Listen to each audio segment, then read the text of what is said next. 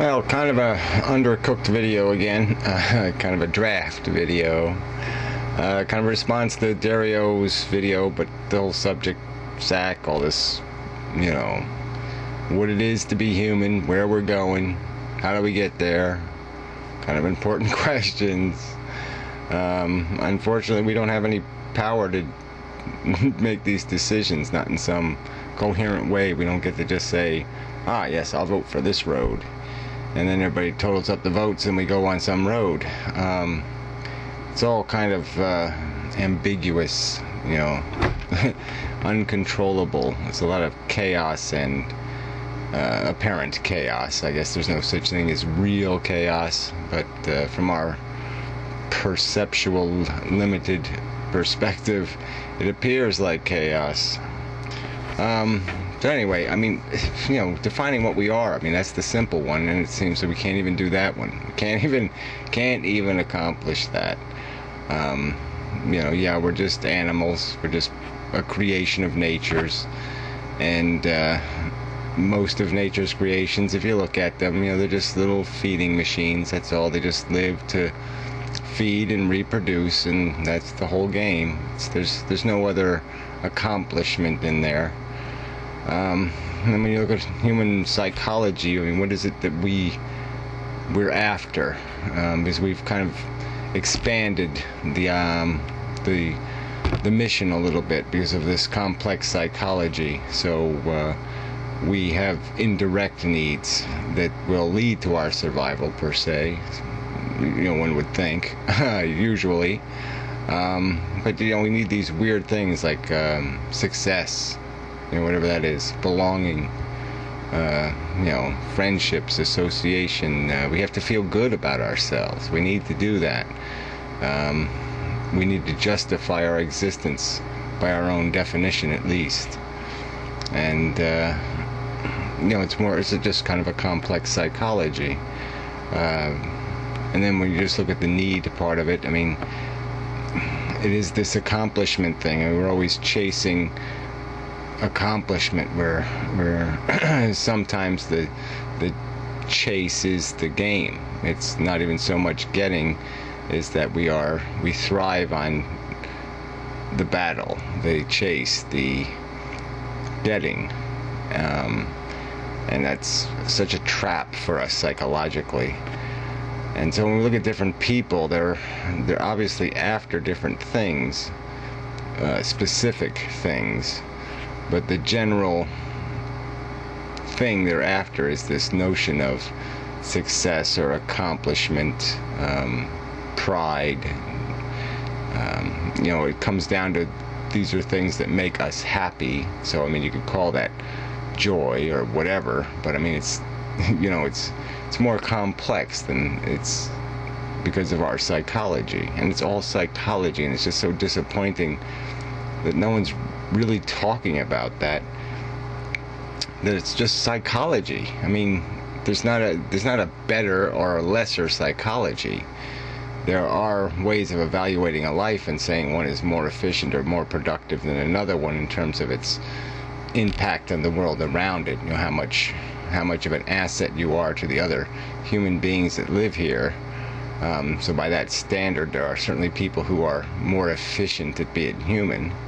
They're better humans, maybe. But the thing that's driving them is the same thing. It's just that they have a different expectation, a different definition of success. They're driving their happiness in a more efficient manner. And that's sort of when you get into this whole economics thing. It's this, these people that have these ludicrous high expectations, these definitions. They get $1 million and all of a sudden they feel like failures because there's people with $4 million. So they must have $4 million now, and they get that and they want $10 million. And it just never ends because they keep chasing this notion of, it's not even superiority, but we all tend to want to be better. We're very competitive by nature. There's this important word in our psychology is competition. It's a big part of what we are, and it's so destructive.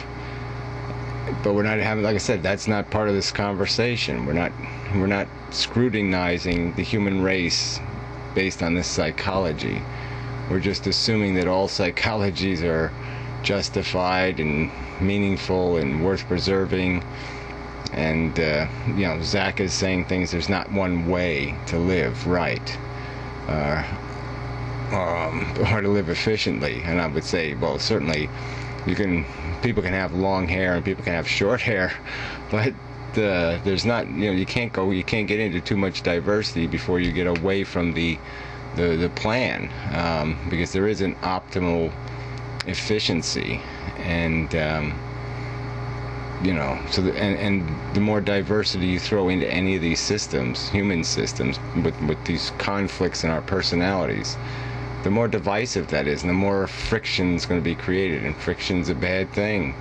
It's a waste of energy, and we have a lot of that in the world. We have a lot of that in just how we run from city to city, from household to household. So that's something I wanted to get into too, was just that there's no master plan here so far for making us more efficient, for making our lives more efficient. When I argued with the local town a bit about a proposed library, because they wanted to spend money on a local library and all this stuff, and it was like, when I thought it through, the obvious solution was there's this really good county library, and you could hire somebody to pick up books every day and deliver them to people's houses, and it'd be so much more efficient. And it's like that wasn't even an issue. That wasn't even an option to be discussed. When you think about even fast food, think about all the cars, all the individual eaters, taking all their cars and driving to the depository of food.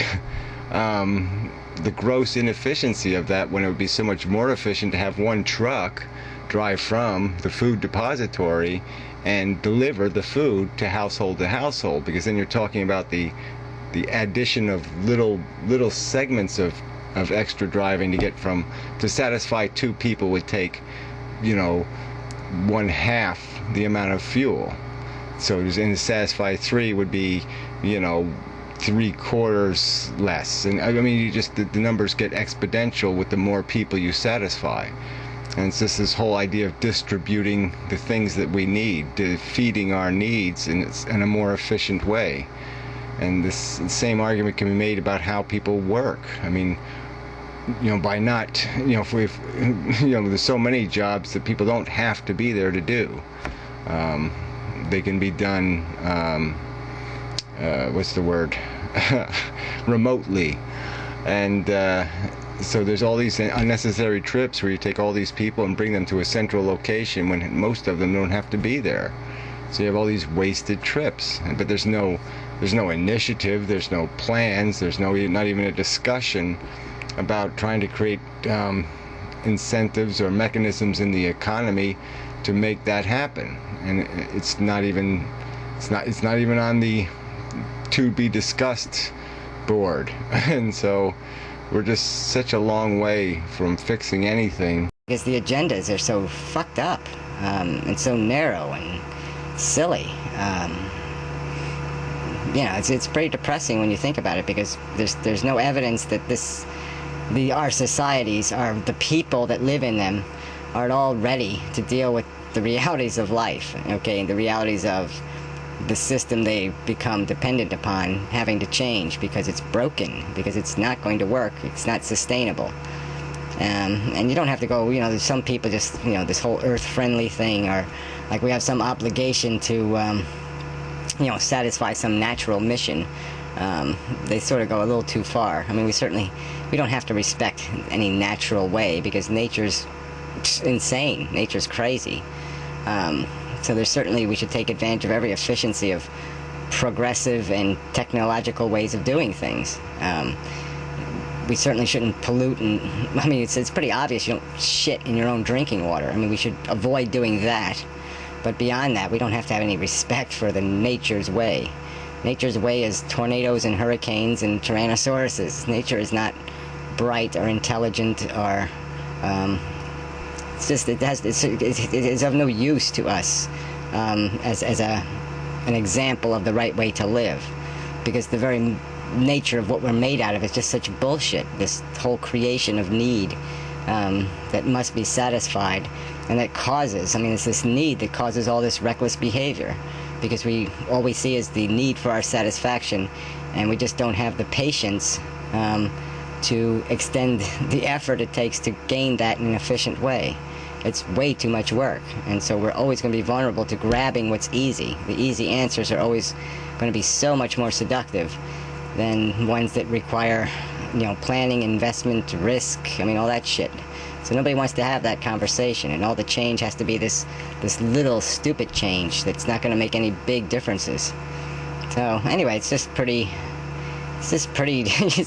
depressing, because you look at human beings and they're just all over the map. I mean, we can't agree on anything, and we basically can't agree on what it is to be human. I mean, that's the first place we can't even get, like I said, can't even get that one right.